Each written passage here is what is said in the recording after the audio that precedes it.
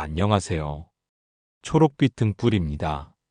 지금 이 순간 당신이 어디에 있든 고요한 마음으로 이 소리를 듣고 있다면 그것만으로도 인연은 이미 시작된 것입니다. 바쁘게 흘러가는 세상 속에서도 잠시 멈추어 서서 내 안의 등불을 바라보는 시간. 오늘 이 시간은 보이지 않는 문이 열릴 때라는 주제로 윤달 그 신비하고도 자비로운 한 달의 이야기를 나눕니다. 잊고 지냈던 마음의 문을 살며시 열고 함께 걸어가 보겠습니다. 서문. 시간 밖의 시간 윤달이 열렸습니다. 모든 것은 인연으로 피어나고 모든 인연은 때가 되어 사라집니다. 그 흐름을 따라 삶은 숨쉬고 그 순결 사이사이에는 보이지 않는 틈이 열리기도 합니다. 윤달이란 바로 그런 틈입니다. 해와 달이 서로를 따라잡지 못해 해마다 조금씩 어긋나는 그 균열 속에 우리는 한 번 더라는 시간을 얻게 됩니다. 그 시간은 단순한 보너스가 아닙니다. 그것은 우리가 미처 하지 못한 일들을 되짚어 볼 수 있는 자비의 기회입니다. 부처님께서는 지은 업은 반드시 따라온다. 지혜로운 이는 그 업을 돌아보되 원망하지 않고 밝은 인연을 지어나간다.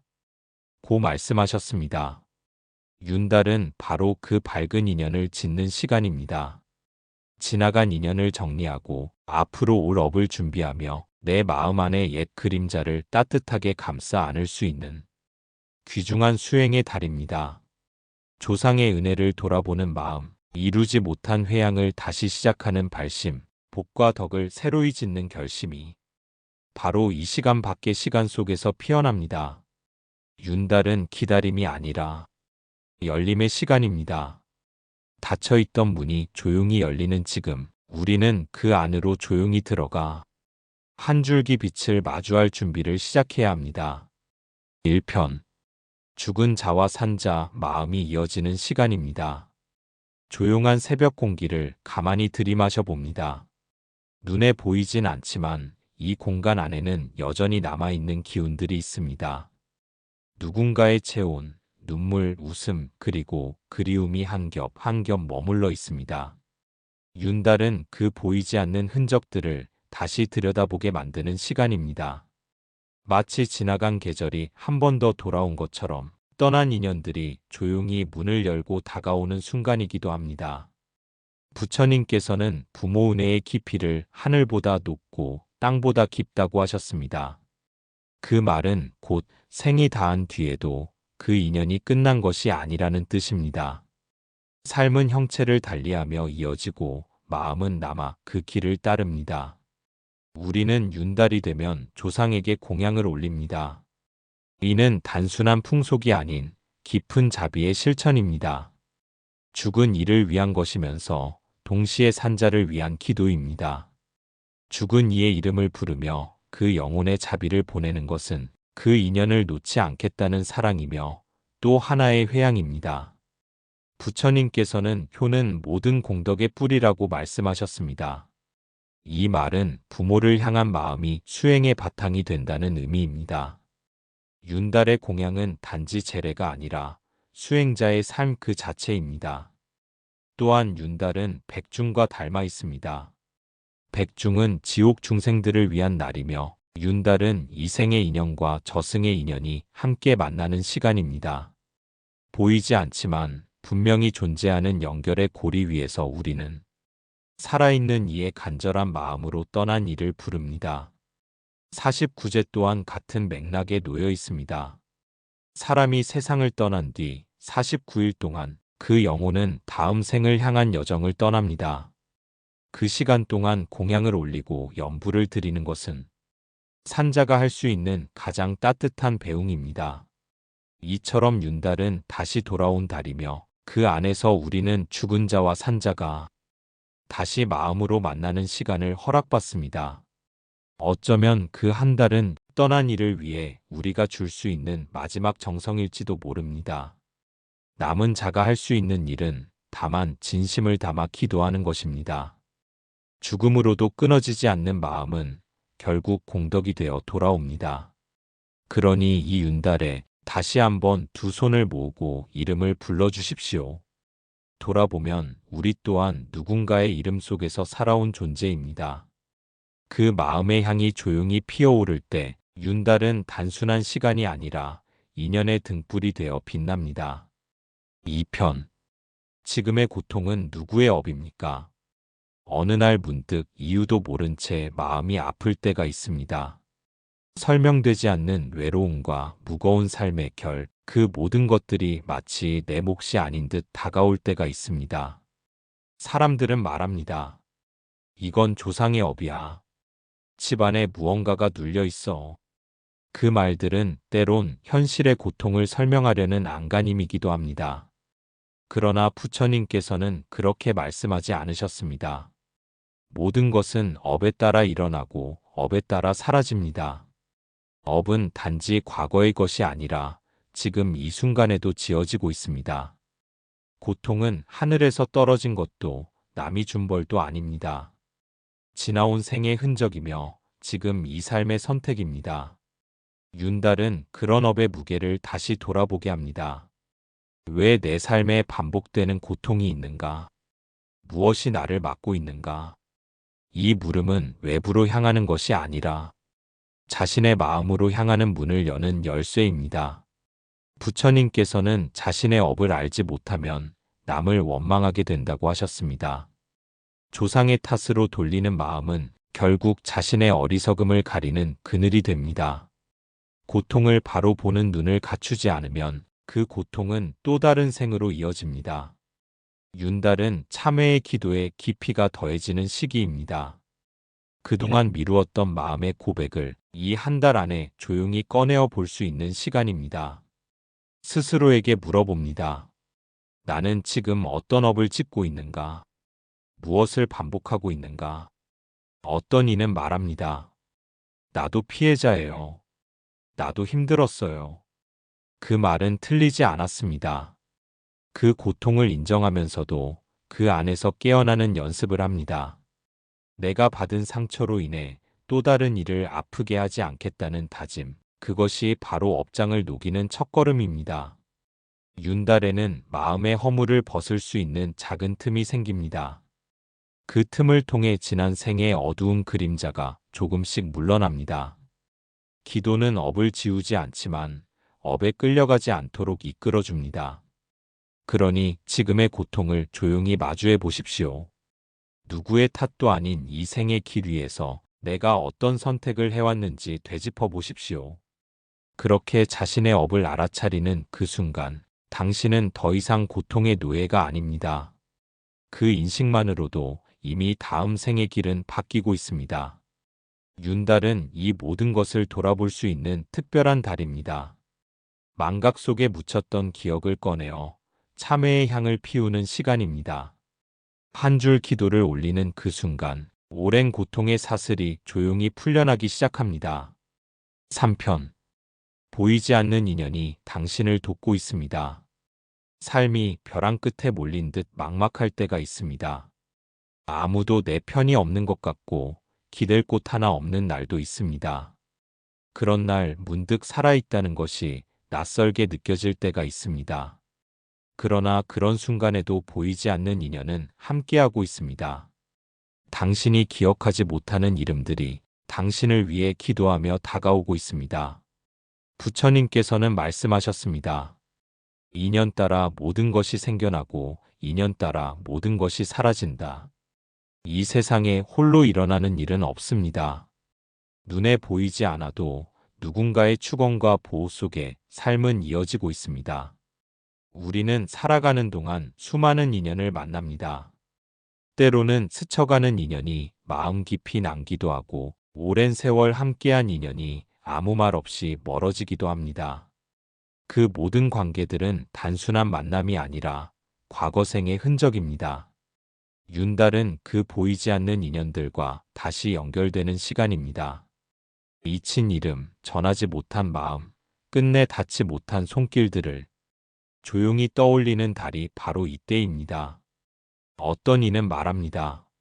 나는 기도를 해도 응답이 없습니다. 그러나 부처님께서는 모든 기도는 씨앗처럼 남는다고 하셨습니다. 눈앞의 변화는 보이지 않더라도 그 기도는 당신의 마음을 바꾸고 삶의 방향을 바꾸고 있습니다. 이윤달의 무심히 부르는 조상의 이름, 떠나간 인연을 위한 작은 축원, 그 모든 것은 인연의 강을 건너는 배가 됩니다. 삶은 늘 바쁘고 현실은 냉혹하지만 윤달은 잠시 멈춰서서 보이지 않는 세계를 바라보는 시간이 됩니다.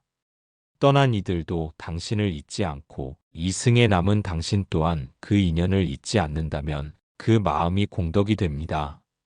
보이지 않는 인연은 눈에 띄지 않게 당신을 밀어줍니다. 넘어지려는 순간 알 수 없는 힘이 붙잡아줍니다. 기적처럼 느껴지는 일이 생길 때 그것은 당신의 선업이거나 조용히 기도해준 누군가의 마음입니다. 윤달은 그런 인연들을 다시 깨닫게 합니다.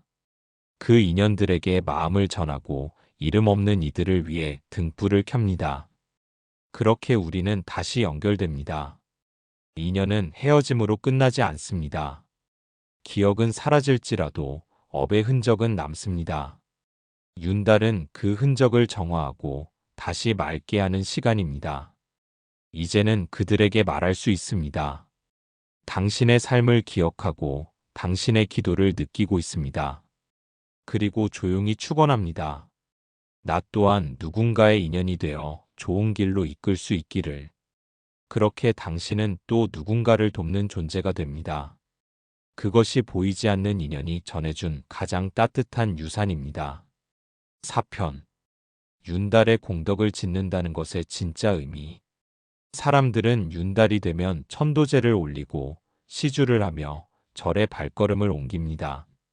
이 시기가 되면 더 많은 기도를 하고 이름을 올리고 잊힌 인연들을 떠올립니다.